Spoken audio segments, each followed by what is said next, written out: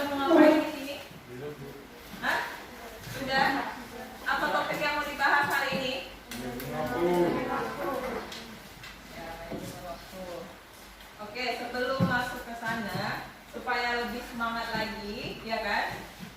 Kalau ibu bilang hello, jawabannya hai. Kalau ibu bilang hai, jawabannya hello, gitu ya. Hello. Hai. Hai hai. Hello. Hello hai. Hai hello. Kurang semangat, sekali lagi. Hai hai. Hello. Oke, ini mungkin cara pakai masker, jadi suaranya kurang terdengar ya. Oke, terima kasih. Berarti udah kelihatan semangatnya. Nah, udah kelihatan judulnya ya. Tapi sebelum masuk ke sini, apakah kalian sudah siap untuk mengikuti kegiatan ini? Ya, sudah siap ya? Oke, topiknya tentang keterampilan manajemen waktu. Nah, sebelum kita bahas lebih lanjut, coba slide berikutnya.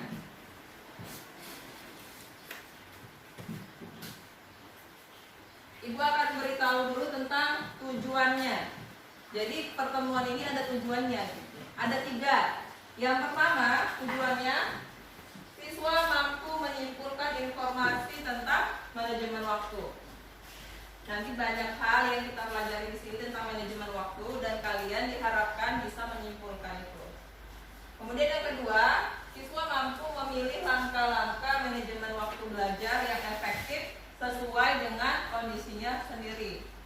Yang ketiga, siswa mampu berkomitmen dan menerapkan manajemen waktu belajar dari hari ini, misalkan pertemuan hari Rabu, berarti mulai hari Kamis sampai Kamis lagi, ya kan?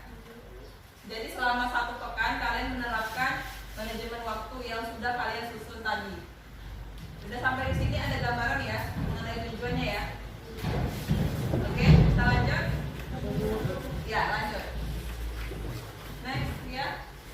Nah, ini kita membahas tentang konsep manajemen waktu. Kalau kalian mendengar kata manajemen waktu, apa sih yang terlintas di kepala kalian? Ya. Mengatur waktu. Mengatur waktu. Oke, jadi kita yang ngatur waktu ya. Yang lainnya ada yang mau ngasih pendapat? Apa yang terlintas di kepala kalian? Manajemen waktu. Selain bisa mengatur waktu, apa lagi? Oke, kita lihat ya konsepnya ya. Secara umum, apa sih manajemen waktu itu? Manajemen itu adalah sebuah proses perencanaan, pengendalian, bagaimana kita secara sadar. Jadi ingat ya, garis bawahnya itu secara sadar kita membuat rencana, kemudian kita mengendalikan waktu yang kita habiskan untuk kegiatan tertentu untuk meningkatkan efektivitas, efisiensi, dan produktivitas. Itu secara umum gambaran dari manajemen waktu. Sampai di sini paham nggak maksudnya? Paham ya? Sederhana bahasanya ya. Oke, lanjut. Ada beberapa ahli. Nah, salah satunya Atkinson. Coba dibaca Asti. Menurut Atkinson, manajemen waktu adalah suatu jenis keterampilan yang berkaitan dengan berbagai bentuk, upaya dan tindakan individu yang dilakukan dengan terencana agar seseorang mampu memanfaatkan waktu sebaik mungkin. Oke, berarti digarisbawahi tentang sebuah keterampilan. Kalau namanya keterampilan itu kan bisa dibentuk. Jadi semua orang bisa melakukan manajemen waktu. Yang pertama, kalau Atkinson bilang ini maksud manajemen waktu itu ya. Oke, ada satu orang yang bisa menyimpulkan apa yang dia pahami. Ayo, siapa? Kira-kira yang bisa menyimpulkan menurut pendapatnya tentang yang ia pahami manajemen waktu itu bagaimana? Siapa kira-kira? Ya, Dipa? Asti. Tahu-tahu udah lama nih ketemu ini. Menurut Asti, manajemen waktu adalah membuat perencanaan waktu supaya kita bisa mengetahui kedepannya kita akan seperti apa, ingin bagaimana. Intinya itu menyusun waktu agar menjadi lebih baik. Oke, digaris bawahi. Berarti kalau menurut Asti, kalau kita mau masa depannya lebih baik, sukses ke depannya, berarti kita harus bisa mengendalikan waktu kita. Benar ya? Ya Bu. Ya, sepakat semua sama Asti? Sepakat, Bu. Silakan. Kalau punya pemahaman yang lain pun boleh ya, tapi tetap konsepnya harus sama gitu. Oke, bisa kita lanjut? Ya, kita lanjut ke pembahasan berikutnya. Oke, tadi sudah disimpulkan, lanjut. Sudah, ini kita membahas tentang manfaatnya. Tadi pengertiannya udah, kan nggak seru ya kalau nggak tahu manfaatnya ya. Oke, yang pertama kalau kita bisa mengatur waktu, manfaatnya kita bisa lebih produktif. Benar nggak? Kenapa? Kenapa bisa lebih produktif? Oke, setiap orang, mau dia presiden, mau dia guru, menteri, siswa, tukang parkir, misalkan kan, terus tukang ojek atau penjual gorengan, itu sama, mempunyai waktu 24 jam satu hari. Sama nggak? Sama. Tapi mana yang lebih produktif? Tukang parkir kah? Siswa kah? Presiden kah? Menteri kah misalnya? Atau penjual gorengan? Yang mana? Tergantung dia bagaimana dia bisa memanajemen waktunya sendiri. Gitu. Jadi bukan salah di profesinya, tapi apa yang dia lakukan. Gitu. Misalnya Miranda dengan Delon sama-sama siswa, tapi mana yang lebih produktif? Kita belum tahu ya kan, kecuali mereka ceritakan dulu keseharian mereka. Oke Miranda, selama ini bagaimana kamu mengatur waktumu? Apa saja yang dilakukan sehari-hari?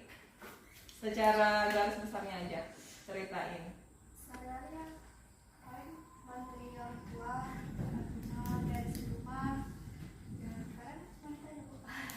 Beresin rumah, bantu orang tua. Udah? Udah, jadi waktu belajarnya belum ada ya? Belajarnya malam kadang ada. Waktu belajarnya, oke. Terus? Apa lagi? Kebutuhan tak ya? Oke kan? Masukkan ya? Udah? Hah?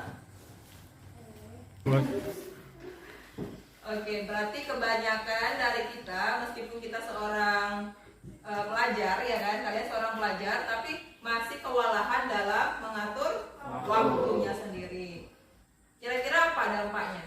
Kalau waktu kita itu berjalan dengan efektif itu nggak ada yang berantakan, kita harus melakukan manajemen waktu. Ya, Yang pertama, kita mengatur apa yang menjadi prioritas utama kita. Terus yang kedua, tidak tergoda. tidak tergoda. Oke, tergoda dengan apa nih? Misalnya kan kita ini lagi bantuan kau, terus ada kawan kita yang lagi main. Iya. Ya itu kalau bisa kita jangan apa Bu. Mana yang dipending? Yang bantu orang tua atau kawannya? Kawannya. Kawannya ya. Oke. Harusnya. Terus satu lagi Bu, misalnya kita udah ini Bu, Masih Bu. udah melakukan kayak agenda gitu kan Bu, itu kita harus kita lakukan Bu, jangan kita tunda-tunda. Oke. Biar nggak berantakan waktunya Bu. Benar. Berarti kita secara konsisten melakukan apa yang sudah kita Sudah jadwalkan. sudah jadwalkan. Oke. Terima kasih Hafiz, bagus sekali. Berarti Hafiz sudah paham dan yang lainnya juga paham ya? Ya, Hafiz sebagai perwakilannya. Oke, berikutnya setelah kalian paham tentang manajemen waktu, berikutnya. Nah, ini ada lembar kerja yang harus kalian selesaikan.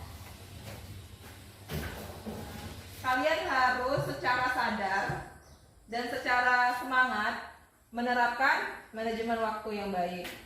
Kalau misalnya tidak sesuai selama 1 minggu ini tidak melakukan, akan ada Sanksi. sanksi. Sanksinya apa? Kita sepakati bersama ya. Kira-kira apa sanksinya? kalau tidak lapangan. mengerjakan apa yang dibuatnya sendiri. Juga diteken oleh orang tua nanti di sini ya. Ada ibu, kemudian ada orang tua dan kalian sendiri. Jadi bisa dipertanggungjawabkan, ya kan? Kalau udah ngomong itu gas langsung. Lesu. Hello. Hai. Hai. Hello. Oke, berarti tetap fokus ya. Nah, sampai di sini ada pertanyaan? Sudah ada gambaran? Sudah. Berikutnya tuh ya. Ini nanti di ujung di Kamis berikutnya ada lembar refleksi. Apa isinya? Menceritakan apa yang sudah kamu lakukan. Ada 5 pertanyaan. Kalian isi berdasarkan yang sudah kalian lakukan. Ya kan? Rumi kelihatan nggak di sana? Enggak, Bu. Enggak ya? Posisi kamu terlalu jauh ya? Iya. Ini ada contohnya.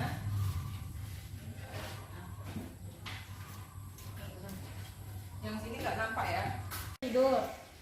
Jam 5 pagi, bangun, sholat subuh, melakukan kegiatan ngaji setelah sholat subuh. Lalu jam 5.30 sampai jam 7, saya mengerjakan pekerjaan rumah membantu orang tua. Jam 7 sampai jam 8, mandi dan sarapan pagi.